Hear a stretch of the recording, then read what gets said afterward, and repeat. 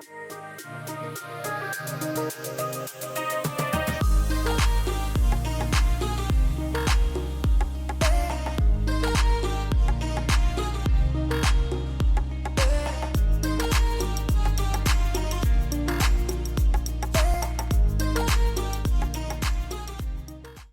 everyone. This is Paul Can. I am a high performance coach, executive coach, as well as talent development specialist. And you being here today isn't about that. What it's about is today, I really want to be able to share my story. And I wonder if you've been in a place where you feel like you haven't been able to be authentically yourself, where you feel like there are certain parts of yourself that you had to hide or that wasn't good enough and you couldn't show the world, and how that was holding you back from what you know deep inside is your deepest purpose and really being able to make an impact and being able to be fully unleashed in the world. Well, tune in and keep listening to what's about to come, because I'm about to share my story of one that is over 30 years in the making, one where I was born into a girl's body. And then what I didn't realize at the time was a transgender man. And throughout my entire experience, really being able to learn what it's like to not only be trapped within ourselves, not only physically, but also emotionally and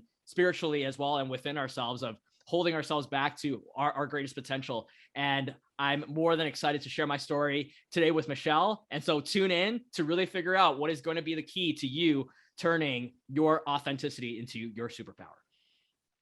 So glad to have you here, Paul. And I can't wait to have them listen to the rest of the story. Hi, this is Michelle Van Etten, and you are here with me on Unstoppable Angels, where we turn our pain into power and we become unstoppable. Today, I have the distinct pleasure of interviewing Paul Kahn, and he's going to tell us about his story. And it is absolutely amazing what he has gone through and where he has come. Today, Paul is a high performance coach, executive coach, talent development specialist, keynote speaker. He's even going to be giving a TED Talk and the host of Yes, I Can podcast. After almost a decade of sales and leadership experience, managing multi-million-dollar portfolios and billion-dollar brands, he left the corporate world to pursue a more meaningful path. Paul, how are you doing today? I'm doing great. I'm excited to be here, Michelle. Thanks for having me. Oh, thank you so much for coming. I'm so excited to do this interview with you. Your story is absolutely fascinating and is going to change so many people's lives. One of the things I do know is everyone's story is somebody else's lifeline, and your story is truly going to be a lifeline for so many people. So with that being said, let's find out a little bit about you. Tell us about where you're from, growing up, just a little bit about yourself. Yeah, absolutely. So for myself, I live in the US now, but originally I'm from Canada. And the interesting thing about my upbringing, I grew up in a Catholic, conservative Chinese household, and it was very constricted in terms of what was deemed acceptable and what was unacceptable, and everything needed to fit into this nice, perfect little box. And it was very clear from a very young age for myself that I didn't really fit into that box. I always felt like there was something that was distinctly different about myself, and from the very, very young age, I was constantly too much. I was too loud. I was too naughty. I was too rambunctious. I had too much energy. And the biggest thing about that is that what I didn't realize at the time was that there was something more to me than just those aspects. Another really big part of it is that I never really quite felt at home with myself. I always felt like there was something off. I always felt like there was something that was not fully authentically expressed, but I didn't know what it was at the time. And if you just met me on the street, you wouldn't really know this story about me, but I was born into a girl's body. And what I didn't know at the time, and I didn't have words for, was that I was a transgender man. And I didn't even know what that was until I was well over 18 and discovered that on my own. But growing up, I definitely was always put into this box, and I was constantly labeled as you're too much of a boy and this is not acceptable. And I really struggled with that throughout my childhood. I was bullied. I was ostracized. I was rejected. Friends would come, friends would go just as fast. And it got to a place where I really myself didn't really see what my purpose was for living. I was at a very young age, in my early teenage years, I was suicidal. And it's because I didn't see why I should be here. I still distinctly remember a memory where I had someone who I thought was my friend come up to me and tell me to go put a garbage bag on my head and just go die. And I didn't, at that moment, I thought to myself, wow, there's someone that hates me so much that just from my very existence has to go out of their way to let me know how much they hate me and how much they want me to disappear. And so I really struggled in my teenage years with really figuring out my identity and who I was. And at that time, I didn't even have the vocabulary, or back then it wasn't like now where information is everywhere. I mean, I look pretty young, but still I went through the dial up and I went through the time when really YouTube and Google was really just starting to grow. And I only knew that there was straight and gay, and that was it. And I kind of didn't really feel like I fit into either of those buckets. And at the same time, I was very much reprimanded by my family around not looking and being a certain way. So I really tried for 18 years of my life to be that role of what my parents and my family and my community wanted me to be, and to play that role model of being this perfect child, this perfect quote unquote girl. And it worked for a while, and people's opinions of me changed as the way I looked changed as well. And I went from, at one point, being this star child that was helping out around the church and everything like that, and being amazing just because of the way that I looked and presented myself, which at that time I grew out my hair and I, dressed the part and everything like that. But inside I felt so empty, and it really felt like Halloween every single day, but I didn't know what to do about it. And it wasn't until I was 18 years old that I discovered on my own, through doing research to really figure out what this was, that I came across a video of a transgender man describing his story, and this light bulb went off in my head. And it was like, wow, this makes so much sense. This is who I am. And I think at that moment, it's like there was this aha, and at the same time there's this big dread, because it's, now where do I go from here? And I sought out different support groups. I didn't know anybody that was transgender, even really in the community at that time. And what I was told was that I should expect to lose everything in my life. I thought I would hear stories of the light at the end of the tunnel and how amazing it's going to be once you really become your authentic self. But all I heard was stories of loss, stories of job loss, family loss, rejection, being ostracized, and really a life of struggle. And I was told, be expected to lose your family, your friends, everything that you know, in order to become this version of yourself. And I had to really think to myself, is this truly a price I was willing to pay, to lose everything that I know in order to have what I want, which is just to be able to fully be myself in the world as I know inside. And at that moment, I decided to transition anyways, because to me, it didn't feel like living, to live as this shell of myself, constantly pretending to be someone I wasn't in order to make others around me happy. But inside, I was so incredibly miserable. And so I transitioned at age 19. And you'd think that the story ends there, but really that was just the beginning, because what happened after that was that I went right back into the closet, because I was terrified of people finding out about my past and who I was. And my whole life up until that point, I know many people grow up and they have these big dreams of who they want to become. At that point in my life, I didn't have these big dreams of being famous or building an ultra successful company or anything like that. I just wanted to fit in. I just wanted to be liked. I wanted to be quote unquote normal. And that's all I had wanted up until that point, because I never had that my entire life. I'd always stuck out like a sore thumb. And I wanted so badly just to be like everybody else. And so I was constantly living in fear. I was terrified of people finding out too much about me. And so I would constantly distance myself after getting to know people at a certain point. And I thought that if I earned more, if I made more, if I achieved more, I would finally feel worthy, and I would feel like I'm just as good as everybody else. But what ended up happening was that after 10 years of being so ashamed of myself that I couldn't even say the word transgender out of my mouth, I found myself, I was working a six-figure job. I was living in a penthouse at the time. I had a beautiful wife. I traveling all over the world. Things looked amazing on the outside, but I found myself completely empty on the inside, and I had no joy in my life. And I was constantly overcome with anxiety, and I was constantly living in fear.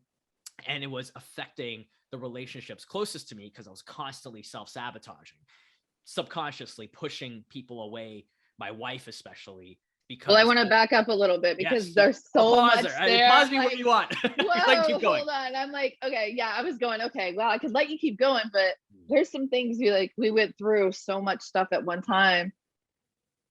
So your parents, when you say you were dressing the part, they were putting you in little dresses, you had the long hair, you're in Catholic school. Yes. Yep. Were you in an all-girls school? No, it wasn't an all-girls school, but it was a Okay. Catholic school. Yeah. All right. So most of the Catholic schools, like back in the day in the area, most areas were like all girls or all boys. They didn't want to mix them, especially at the younger ages. So that's one thing that I was trying to, when you say you were dressing the part, people don't really actually understand that was requiring, your dress, your shoes, your everything. Your mom's probably trying to set you up with boys all the time. And that just goes along with it, I think. And what would be something from school years? Like, like when you're going through school, you said you were bullied a lot. And the one person that made fun of you, was that when you were deciding that you wanted to be more you and shorter hair or? Well, I think growing up, I was actually quite a tomboy growing up. So I most of the time had as short of hair as I could get away with. And I mostly wore pretty clothes that were a little bit more baggy generally and things like that. So I wore kind of the clothes that I could as much express myself with to a certain extent. But at the same time, I still had to, because I played piano and did a lot of performance and things like that. I still had to wear a dress to church and all that kind of stuff. And so there was a lot of scenarios where I still had to wear these girl clothes and things like that. But at the same time, at school, I was still kind of just, wearing baggy clothes and sometimes clothes in the guy section. But definitely kids were making fun of me because they would say a lot of different things that were really hurtful around who I was and making fun of me. And it just kind of was like kids didn't know what to do with me. They just didn't understand who I was. Because I didn't even fully understand who I was. And when you're different, I think especially in the teenage years, you stick out like a sore thumb and you kind of become this easy target for bullying. Yeah. I'm so sorry. What would be one thing that you would tell parents or somebody else listening to this that might have been going through what you're going through or what you went through, how to handle it, and what would you say to them? I think the most important thing as a parent, and now I'm a new parent myself. Congratulations! 30 days in almost. Thank you. I really appreciate it. Quite a ride so far. I'm not quite as advanced there. I'm still in the beginning phases, but having gone through it myself, I think the best thing that a parent can really be is no matter, because you can't control what others say and you can't control how the world is, but what you can control is the environment and the level of support that you have for your children. And I think for children, even if outside of the home, things are challenging, to know that they can come home to you and have an environment where they feel heard and loved and understood is incredibly important. For myself, my parents really struggled with it. For sure. I think it took them well over 5 years to really be able to even publicly acknowledge that they had a son. And it was very difficult during that time. And I understood it. And at the same time, it was difficult to go through. We kind of, when we go out in public, we kind of go our separate ways so that we don't run into people together. And when I go out to dinner, I was kind of introduced as my girlfriend's boyfriend. So my girlfriend would be the daughter. So it was like all these scenarios where it was like incredibly awkward. And I understood it at the same time in terms of why my parents did it, because they themselves were still trying to grapple and come to terms with how to deal with this. And they didn't know how. But at the same time, I was very thankful that my parents didn't kick me out of the house and they didn't ostracize me. And I still had a roof over my head and I still had food on the table. And that made such a big difference, because in that transition journey, I didn't only have to grapple with just myself and what I'm going through emotionally and physically and facing the world. I didn't have to worry about how am I also going to at the same time provide for myself. And so for children, especially, knowing that they have a safe place to come home to is incredibly important, that you are able to let them know, despite what others are saying, that they are loved, that they're worthy, and they're seen and they're heard. Oh, that's beautiful. Thank you. That's one of the things that's really important to me is, like what we go through really, like I said, is a lifeline. So having other people understand that there's so much that you went through to get to where you are, but there are parts of this that can really help somebody else going. So some young child or young kid who just feels the same way and doesn't understand it can look back and go, wait, you know, or a parent that sees this and goes, I know that's my son or my daughter. I'm going to be there for him. I'm not going to walk away. I'm going to stand my ground for them. Absolutely. My brother was gay. He passed away, and I love him so much and I miss him dearly. And it took so much for him to come out, and he did all these drugs in the process, and it became a real problem. So I always look at it like, anytime I can provide more information to help the next generation or the next person, and that's what I'm here for. That's what God's called me to do. So I love that. that's why I'm doing this. I love it. You meet your wife. How did you meet your wife? So we met on exchange, and it was our last year of anniversary. We actually met in Hong Kong. Oh wow, you guys were on a trip together? Yeah, we were both on our last year of school, and we both decided to go on exchange to Hong Kong. We were completely separate schools. She was from Madison, Wisconsin here. I was from Canada. And so we there was no way we could have met, but we so happened to be at the same place at the same time. How did that conversation go when you guys finally had the conversation and talked about things? Terrifying. I mean, it was very, very I remember it so clearly. At that time, I still remember we were kind of walking, and she was kind of asking questions and things like that, and about something different. And I just kind of felt like I had to tell her. And it took us probably several hours. I felt like this like completely sick to my stomach, like I was gonna throw up, because I was on exchange at the same time. I couldn't just go back home, and I was really terrified of the rejection. I was really terrified of if she found out and she had this adverse reaction that she would tell everybody else, and then I would be ostracized by everyone there and I would have nowhere to go.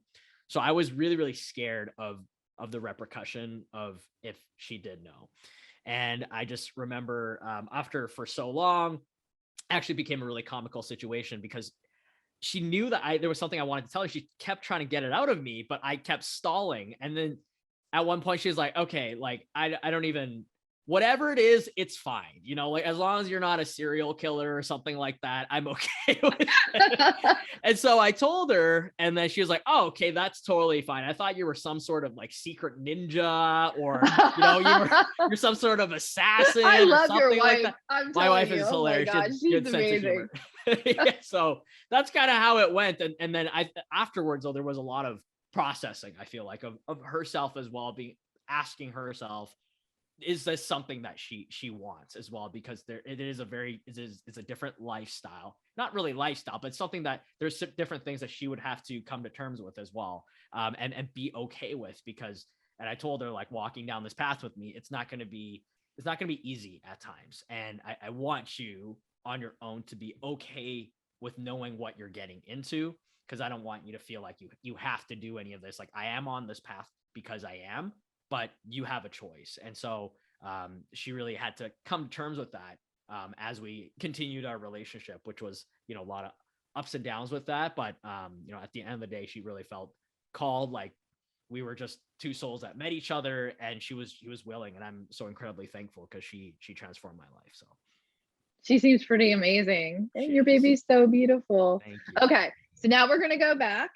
You guys are married. You've still kept yourself hidden in a lot of ways. And so 10 years goes by. You're working in a corporate job, working for $1 billion contracts, making things happen. What's the next step for Paul? Yeah. At that point, I knew that there was something more in my life than just corporate. But at the same time, I really struggled to start my own business at the same time.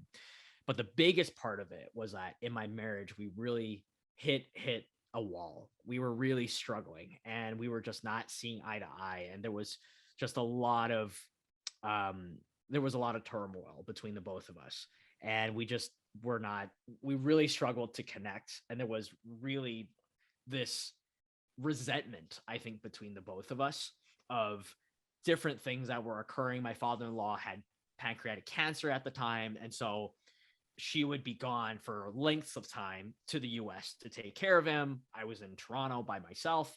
But up until then, we also had a business before that, as wedding videographers. And that at the same time created also a lot of tension in our relationship. But a big part of it was that she felt very suffocated because constantly I would be living in fear. And at the same time, I would be pushing people away. And so I'd be building these really high walls emotionally and not letting people in. And that was very hard for her because her love language is words of affirmation. Her love language is really like having intimacy. And I really struggle with that. And so we got to a point where we were on the verge of separation. Like it was a really rough time in our marriage. And she looked at me and she said, I either have to leave or I feel like I'm going to die here. And I just knew that something drastically had to change. And I knew that at that point I had felt suffocated myself by the own invisible prison I had put around myself. And I knew that I had to do something about it. And so that's when I went into transformational leadership. That's when I went into do deep inner work. And I just realized I had built all these walls around me to not be able to receive love from others. And in return, I couldn't love others. And most importantly, it was because I just didn't love myself. I did not accept myself. And so going through that process, it was the very first time that I gave myself permission to fully love myself and accept myself as who I was. Mm. And I realized that when I did that, I opened all these doors for others to connect with me. And I also could inspire and empower them to also live their authentic self and use their voice and really own their power. And I realized that everyone has this closet of inauthenticity. It's not always just about being LGBTQ. There are many of us that live with shame or guilt or in hiding around something in our life. And those things that we keep hidden stop us from being whole and stop us from fully stepping into the light as who we are and really experience that freedom to just fully live as who we are and unleash our superpower that we're meant to have in this world. And so after that, it really completely transformed my life in terms of I left corporate, I started my own coaching company, I moved to the US, and it really has opened doors for me to now be the stand for authenticity, to help others really be able to create their version of their most extraordinary life with joy, with freedom, and authenticity. I love that. I also was in the closet in a sense. I had horrible things happen to me in college, and I turned to becoming a stripper. It's something I'm not proud of. It's not something that I constantly like to look back on. It was bad days for me. Lots of drugs, lots of parties, lots of things that I was keeping hidden for a very long time. And I hid it well enough that a lot of other people didn't figure it out. Even the FBI didn't figure it out. So I think I did pretty good, but it was killing me because to go out there and decide I'm going to be public and go and tell my story, I had to be looking at my kids and the repercussions and the thoughts on how are they going to be affected and everything. And it was funny when I actually did tell my daughter and my son, well, my daughter, she's like, Mom, that's cool. And I'm like, oh gosh, that was not the answer I wanted. I'm like, that's the new generation, right? Mom, Something that's outrageous cool. is super Oh cool. my Yeah. I'm like, Stamp of oh my approval. God, this can't be happening. So yeah, and it was through leadership that got me to have that conversation with her and to decide that I was going to become my authentic self. And if I'm too much for you, that's perfect, because you're not my cup of tea. Then we're not going to have that communication. We're not going to have that fun. We're not going to be able to have that heartfelt connection if you can't see what I see in myself, right? If you don't see the beauty I see in myself, then I'm just probably not for you. And that's okay. And it took a lot to understand that. So that I just want to state that, it's really important to be authentic. And I'm really excited to hear, okay, so now let's go to the next part. Yeah, what you're doing now, like what can you tell us about how we can find you, what you're doing now? And you started your own business? Yeah, I did. So you definitely check me out at www.yesican.com. I have my own podcast as well, where it is a platform to really celebrate and really amplify the power of being fully unapologetically, authentically you. And the work that I do is very much from a standpoint of helping leaders be able to unleash the superpower of their teams, and also working with leaders themselves to be able to really create the extraordinary life where they feel the joy and the freedom and the authenticity to really create the life that they want, being who they authentically are. And I think that's incredibly important because a lot of times in the society that we live in and in culture, there is this kind of idea of what our life is supposed to look like, what is deemed acceptable and not acceptable. And I love what you shared earlier just around how when we don't feel like we can fully step into the light, we find places to numb. We find places to hide our pain and hide our shame and our guilt. And I did that as well. And it looks in many different ways. I did that through work. I worked all the time. I was a workaholic. And there's many different ways to numb. And I think when we realize that although there is this fear of stepping into the unknown of being seen at the end of the day, no matter what it is, I mean, your story can be different where you come from and what you've been through, but at the end of the day, everyone just wants to be seen, heard, and loved. And at the first place we get to start is with ourselves, because we can only have people go as far with us as we've gone with ourselves. And so when you fully see your value and what you can bring to the table and really see your superpowers for who they are, other people will see that as well. Other people will be able to really hold you to that as well, because that's where you hold yourself. And so that's really my mission, is really to be able to be that stand for authenticity. I know that my business coach one time said, Paul, nobody wakes up at 3 a.m. wanting to be more authentic. And it's true. No one really necessarily thinks that. But at the same time, people stay up at 3 a.m. wondering, what am I doing with my life? People stay up at 3 a.m. wondering, what is the purpose? Where am I going with my life? Is this all there is? Or feeling like, why am I only able to go so far with my life? Why I only keep hitting this wall? Why do I keep feeling like I'm not free? So those are different things that keep us up at 3 a.m. But the underlying root is that we haven't given ourselves permission to really be seen, be heard, and to be felt in the world. And so I really work with others to leaders, and I work with high performers to really be able to let go of the things that have been holding them back, to really be able to step into who they were meant to be. I love that. That's perfect. And I know you have a special gift for the audience. What was it? A call? Yeah, They absolutely. can get a hold of you for a call. For sure. And Yeah. and For you'll your help them audience. unleash Yes. Go ahead. Interrupted and you. help them unleash their superpower and become their true, authentic self. Yeah, absolutely. And I would love to be able to offer this to your audience, Michelle. And I know so many people, especially those that are tuning in, are really looking to turn their pain into being unstoppable. And I think what better way than to really have this first step. And the call that I'm offering is it's called the one thing call.